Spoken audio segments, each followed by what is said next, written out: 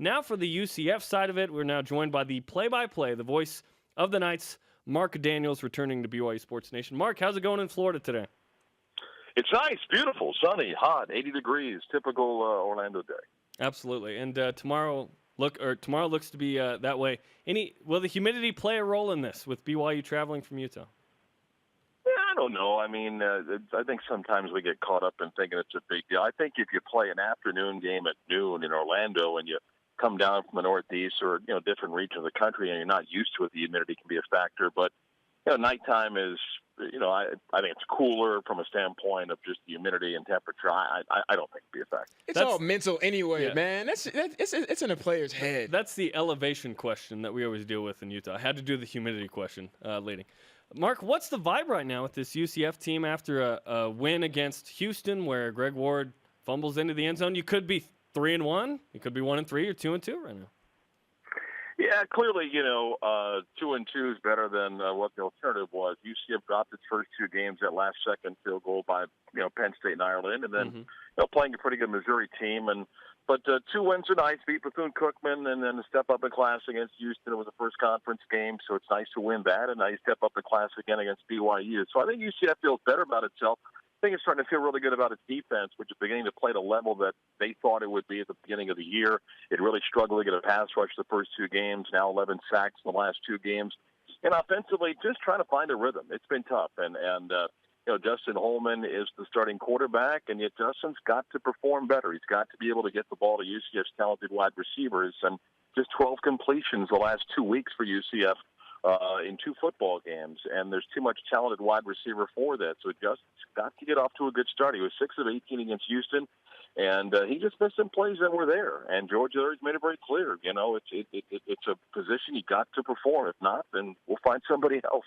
Yeah, Marc, that's got to be super frustrating for fans, knowing that you guys have Rashad Perryman with 9 catches, 258 yards.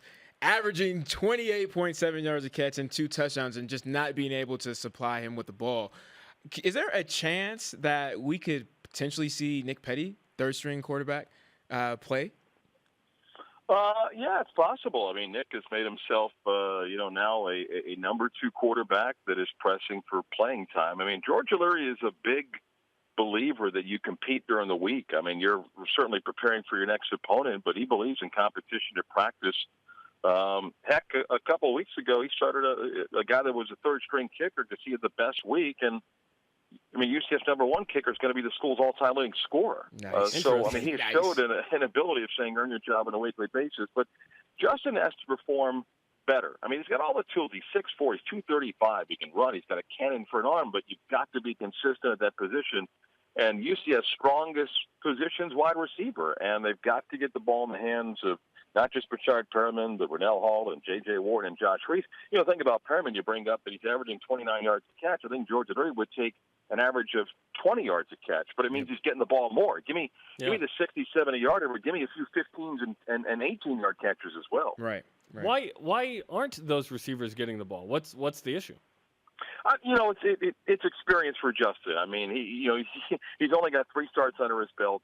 Plus, UCF has started 4 different offensive lines in 4 games, a combination of injuries and a combination of inefficient play. And based on what the health of one player is, it could be a 5th different offensive line that starts the football game tomorrow. So you take that with a pass rush that's kind of closing that pocket. You've got an inexperienced quarterback that has talent but just needs more snaps, and suddenly you're not as confident that that pocket's going to be there for that extra read, and maybe you locked in on somebody. So those are things that UCF has pointed out to Justin. Coach O'Leary said in his weekly show last night, look, he's a talented quarterback. He's working hard. They took advantage of the week to watch film and show him, look, here's 3 plays where that second option is wide open, and it's a better pass than that first option. If you hit that second option, that's 15 yards at least, and you're hoping that he begins to see the field.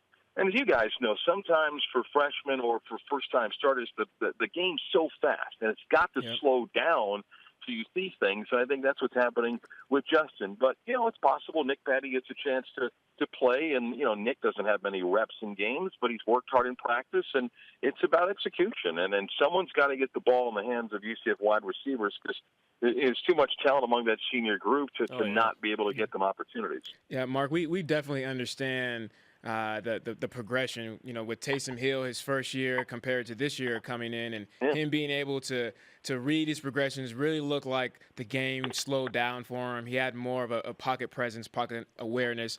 But going into this game, we obviously all know that Taysom isn't going to be available. What is the perception of this BYU team now that Taysom is out? Well, first, Coach O'Leary said a couple times this week, again during a show last night, that Taysom Hill wasn't a good player. He was a great player. And Coach doesn't say that much about players. He just had great respect for him as a football player, not just, the quarterback position, but the type of leader that he was. But at the same time, they understand Christian Stewart's got some experience playing the position before, got some game experience after the injury last week. But, as Coach O'Leary said, BYU's offense is far more than one player. There's respect for running backs, big bruising fullback, and talented wide receivers. We saw Jordan Leslie during his time at UTEP and have respect there. And as Coach O'Leary said, as Coach O'Leary said that, Coach Mendenhall's got a system that has clearly worked for BYU. And even though you lose a valuable player in Hill, you have respect for the other players that are out there. So UCF knows the BYU's offense is far more than one player. And, does not at all take BYU lightly. And then, from a defensive standpoint, understands, listen, BYU's given up less than 100 yards on the ground, and UCF needs to run the football better. So just because BYU has lost a very talented player, there's no lack of respect for the opponent. Marc Daniels, the UCF play-by-play, is on BYU Sports Nation. What's the strength of UCF football right now? Well, you talk about this team, it's the defense right now that's allowed one touchdown in the last 8 quarters. Kept Houston out of the end zone, which is something that hasn't happened for Houston in quite some time, and is starting to click the way UCF anticipated. Their back seven was the strength coming in. They really didn't have much of a pass rush last year because of so many injuries, and didn't have a pass rush the first 2 games this year, but 11 sacks the last 2 weeks. Thomas Niles is probably the best pass rusher. He's got a sack in 5 straight games going back to the Fiesta Bowl. Jarrell Mamiya, who's a junior college transfer, had 3 sacks the last game. So they finally started to get some pressure. And really, guys, what they did is they just rolled people in and out. I mean, it's not the same 4 guys. UCF will play 8, 9 guys. UCF will play defensive ends at tackle. They will play outside linebacker, defensive ends. On third down, they like to put what they would call their rush line in, which sometimes equals 3 defensive ends and an outside linebacker. And to be able to get some pressure just to cause some havoc for quarterbacks. And I think that's where their defense has gotten better. They've got plenty of experience. Secondaries, all seniors, to be able to pick the ball off the last couple of games. Linebacker Terrence Plummer's led the team in tackles the last couple of years. He's playing at, the level they anticipated. So their defense has played really well. They just got to get some consistency in offense. Mark, what's the outlook in the American right now, especially with East Carolina? Newcomers jumped out, kind of the G5 leader, but UCF still with the chance to win the American. It's early. Yeah, it's an interesting race. It's very early. We played just one conference game. There's great respect for East Carolina, who at the moment looks like they're mirroring what UCF did last year. Their lone loss was to South Carolina, who we lost to. They've had some nice wins beating Virginia Tech, although each week North Carolina plays, that win looks weaker. And C looks terrible. But, quarterback that's kind of come on the scene. So great respect for what they've done. UCF got a big road win, and it was so critical for so many reasons, and it's no disrespect to upcoming opponents, but after the BYU football game, UCF's got a number of games that are winnable. I mean, they've got Tulane, Temple, UConn, Tulsa, SMU, and then, rival USF for East Carolina. So there's a bunch of winnable games that lies ahead. But the American's interesting. I mean, listen, you can't kid people. The bottom part of the league is not very good. It's got a lot of work to do. The top part, it's interesting what's emerging. I think East Carolina is going to be a player. I think UCF's going to be a player. I'll tell you, the team that's kind of emerged here is Memphis. I mean, we saw Memphis last year. We survived with a with a late pick to beat them. They brought back everybody. Got a nice win at Cincinnati, just destroyed them. They don't play East Carolina. They don't play us. So Memphis has the easiest schedule of anybody the rest of the way. So I think between East Carolina, UCF, Memphis, Cincinnati, I think, depends on how long Keel's out. They'll probably battle for the conference. And, look, for UCF, everything that they want is still there. I mean, it's a tough game against BYU tomorrow. If you can win, and it's an if, and then you can take care of business in the conference. This whole thing about who gets the group of 5 slot in an Access Bowl. Yep. And I know Marshall's sitting there undefeated, but at some point you hope a committee respects the quality of a non-conference schedule. And while UCF did not beat Penn State, didn't beat Missouri, I think a win over BYU is certainly very respectable if that happens. And if you can run the table in the conference, so, that still may be there. But obviously focus is on tomorrow night's game first. Marc Daniels, the UCF play-by-play, is on BYU Sports Nation as we get set for the Knights and Cougars tomorrow night on ESPN, 7:30 Eastern time. You can watch Countdown to Kickoff an hour before that right here on BYU TV. Our Twitter question today is, what's your realistic expectation for UCF and BYU? What do you expect to happen tomorrow?